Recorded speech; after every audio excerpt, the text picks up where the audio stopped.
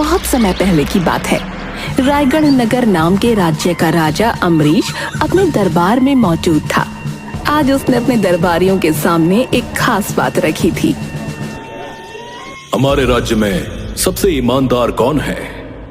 ये सवाल सुनकर पहले तो दरबार में कुछ देर तक सन्नाटा छाया रहा और फिर मंत्री ने कहा, महाराज, वैसे तो आपके राज्य में सभी ईमानदार हैं, लेकिन असली ईमानदारी तो तभी पता चलती है जब व्यक्ति को कोई मौका मिले पर फिर भी वो छोड़ दे।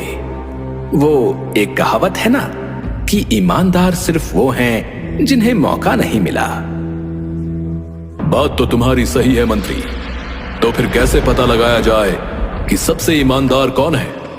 क्योंकि मुझे अपने दरबार के लिए और अपने कुछ निजी कामों के लिए एक व्यक्ति चाहिए जो ईमानदार हो। मुझे आदेश दीजिए महाराज, मैं पता लगा कर आऊंगा कि इस राज्य का सबसे ईमानदार व्यक्ति कौन है। ठीक है, तुम्हारे पास महीने भर का समय है। जाओ और जाकर एक ऐसे व्यक्ति को लेकर आओ जो सबसे ईमानदार हो। अपनी सहायता के लिए इस दरबार से तुम जिसको चाहो अपने साथ ले जा सकते हो। धन्यवाद महाराज। मंत्री अपना हुलिया बदलकर एक दरबारी के साथ राज्य में ईमानदार व्यक्ति को ढूंढने निकल जाता है। इस दौरान उसे सोमू दिखता है। सोमू एक मोची था जो कि अपनी पत्नी सरिता और बेटी चिंकी के साथ एक छोटे से घर में रहता था। वो लोग थे बहुत गरीब। सरिता, आज भी केवल 2 जोड़ी जूते ठीक करने का काम मिला। मुझे समझ नहीं आ रहा कि घर का खर्च कैसे चलेगा। आप चिंता मत करो, हमारे पास अभी थोड़ा आटा और दाल बचे हैं, हम उसी से काम चला लेंगे। बाकी भगवान पर भरोसा रखो, वो सब ठीक कर देगा। पिताजी, आप परेशान मत हो। मुझे पता है आप बहुत मेहनत करते हैं और आपने ही बताया था कि मेहनत कभी बेकार नहीं जाती। बेटी, तेरी मासूमियत और हिम्मत ही मुझे जीने की ताकत देती है। मैं वादा करता हूँ एक दिन सब ठीक हो जाएगा। हमारा परिवार साथ है और यही सबसे बड़ी दौलत है। हमें कोई गरीबी हरा नहीं सकती। हाँ सरिता, तुम सही कह रही हो। हमें अपनी मेहनत और ईमानदारी पर भरोसा है और एक दिन हमारा भी समय आएगा। इतना कठिन जीवन होते हुए भी उनकी बातचीत में दर्द के साथ उम्मीद की झलक थी और यही देखकर मंत्री ने सोमू पर नजर रखने की सोची। अगले दिन सोमू अपनी छोटी सी दुकान पर बैठा ग्राहकों का इंतजार कर रहा था। काफी देर बाद एक ग्राहक आया। भाई साहब, ये जूते की एड़ी निकल गई है, क्या इसे ठीक कर सकते हो? जी बिल्कुल, आप बैठिए, मैं अभी ठीक कर देता हूँ। सोमू ने बड़ी मेहनत और लगन से जूते की मरम्मत की। ग्राहक ने जूते को देखा और खुश होकर बोला, अरे वाह, बड़े अच्छे से ठीक किया आपने। ये लीजिए, ये आपकी मेहनत के पैसे हैं, लेकिन आप थोड़े और पैसे रख लीजिए। आपको देखकर लगता है कि आपको जरूरत है। नहीं भाई साहब, मैं ईमानदारी से मेहनत करके ही पैसे कमाता हूँ। मैं मुफ्त में कोई चीज नहीं लेता। अरे मैं मुफ्त में थोड़ी दे रहा हूँ भाई, आपने मेरा काम किया है, उसी के पैसे हैं, बस थोड़े से ज्यादा है। नहीं, पर मैं ज्यादा पैसे भी नहीं लेता। जितना काम उतने पैसे। आपने मेरे बारे में सोचा, उसके लिए धन्यवाद। चलिए ठीक है भाई, लेकिन आपकी ईमानदारी वाकई काबिले तारीफ है। मैं प्रार्थना करता हूँ कि आपकी मेहनत रंग लाए भाई। ग्राहक सोमू की तारीफ करता हुआ चला गया। पास में खड़ा मंत्री और दरबारी ये सब देख रहे थे। वो दोनों सोमू की ईमानदारी से बहुत प्रभावित हुए। ये आदमी सच में बहुत ईमानदार है। चलिए महाराज को इसके बारे में बताते हैं। हाँ, तुमने सही कहा, ये ईमानदार तो है, लेकिन हम बिना इसकी परीक्षा लिए इसे महाराज के पास नहीं ले जा सकते। कहीं तब इसने कोई गलती कर दी तो महाराज की तलवार होगी और हमारी गर्दन। हाँ, ये बात भी सही है। तो सोचिए कि इसकी परीक्षा कैसे ली जाए। वो दोनों सोमू को परखने के बारे में सोचने लगे। और सोमू एक दो ग्राहकों के जूते मरम्मत करके अपने घर पहुंच गया। जैसे ही उसने दरवाजे पर कदम रखा, उसने देखा कि उसकी चप्पलें घिस चुकी थीं, इतनी कि अब उनकी मरम्मत भी संभव न थी।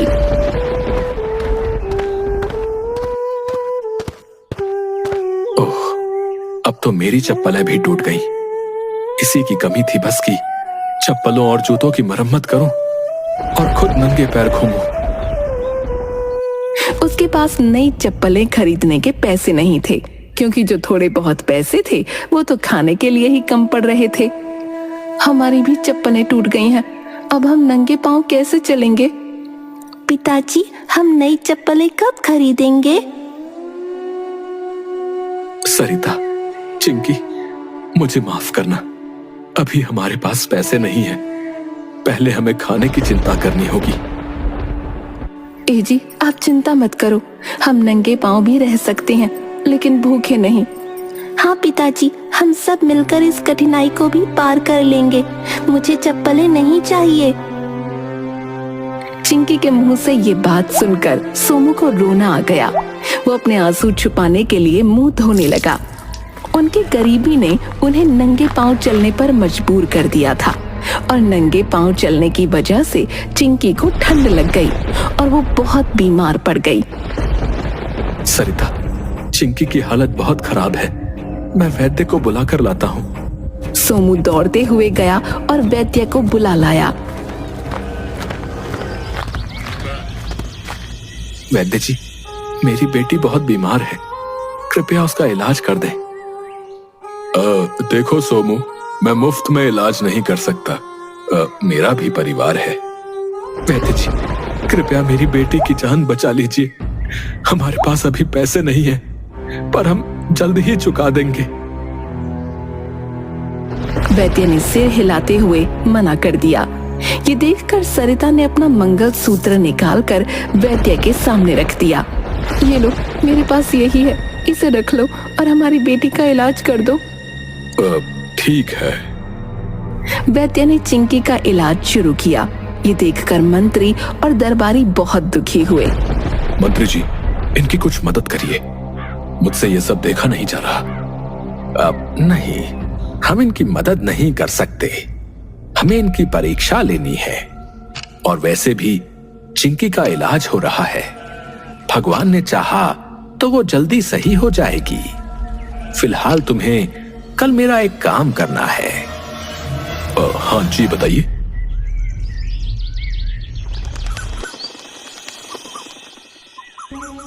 अगले दिन मंत्री के कहने पर दरबारी सोमू की दुकान के पास से गुजरता है और जानबूझकर अपना एक सिक्का गिरा देता है।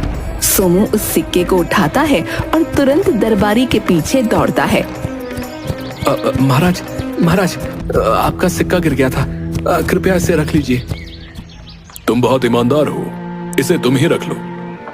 नहीं महाराज, मैं सिर्फ मेहनत का ही खाता हूँ, कृपया इसे आप ही रख लें।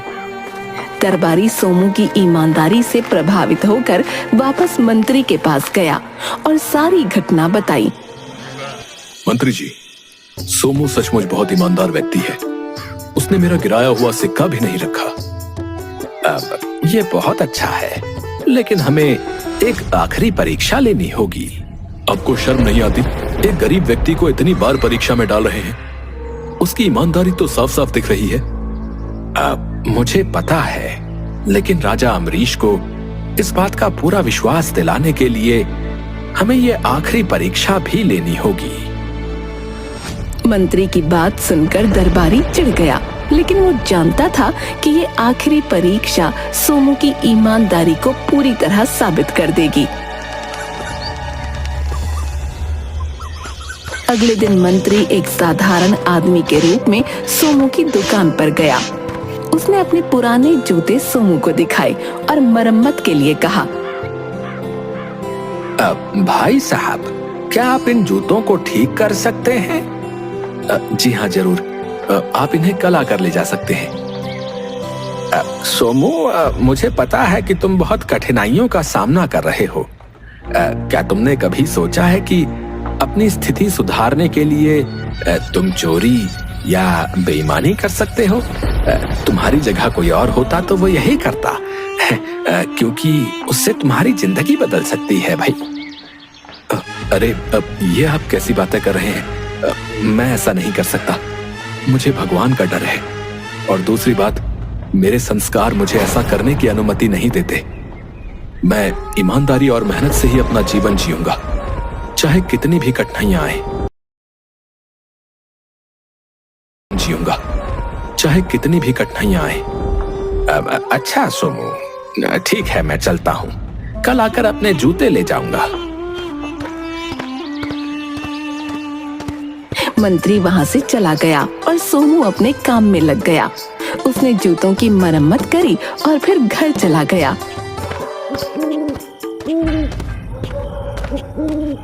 रात का समय था और सोमू अपने घर में बैठा था। उसी समय मंत्री और दरबारी उसकी खिड़की के पास आए और बातें करने लगे ताकि सोमू उनकी बातें सुन सके। सुनो, इस मोची को जिसने जूते दिए थे, उसने जूतों के तलों में हीरे छिपाए हैं। हाँ, हमें आज रात ही उन हीरो को चुराना होगा। ये मोची पक्का उन जूतों को अपने घर में ही छिपाए होगा। सोमू ने उनकी बातें सुन ली और चिंता में पड़ गया। वो तुरंत अपनी दुकान की ओर दौड़ पड़ा। जैसे ही मंत्री और दरबारी ने सोमू को भागते हुए देखा, मंत्री ने कहा, देखा, इसे लालच आ गया। तुम इसे बड़ा ईमानदार समझ रहे थे, इसका भी ईमान डोल गया।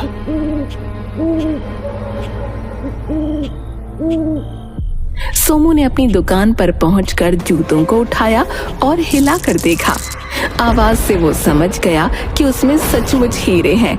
उसने जूतों को संभाल कर रखा और दुकान के बाहर सो गया। अगले दिन मंत्री अपने जूते लेने उसके पास पहुंचा। तुम्हारा बहुत बहुत धन्यवाद। वैसे तुम्हें पता है, इन जूतों में मैंने हीरे छुपा कर रखे हैं। मैंने तुम्हें जूते तो दे दिए थे, लेकिन मैं सोच रहा था कि कहीं तुम मेरे हीरे ना चुरा लो। अब ऐसे जूते आपको मुझे नहीं देने चाहिए थे। ये तो अच्छा हुआ कि कल मैंने 2 चोरों को बातें करते सुन लिया। इससे मुझे पता चल गया कि इसमें हीरे हैं, तो मैं इसकी रखवाली करने यहाँ आ गया, वरना ये चोरी हो जाते। मंत्री को ये सुनकर बहुत हैरानी हुई, क्योंकि वो सोच रहा था कि सोमू को लालच आ गया है, पर वो तो असल में हीरों की रखवाली करने आया था। मंत्री वहां से चला गया और थोड़ी देर बाद अपने असली रूप में कुछ सिपाहियों के साथ वापस आया और सोमू को ले जाने लगा।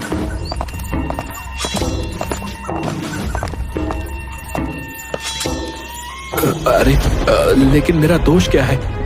चुपचाप चलो, महाराज ने तुम्हें बुलाया है। वो लोग उसको लेकर दरबार में पहुंचे। ये बात सरिता को पता चली तो सरिता भी चिंकी के साथ फौरन वहां पहुंच गई।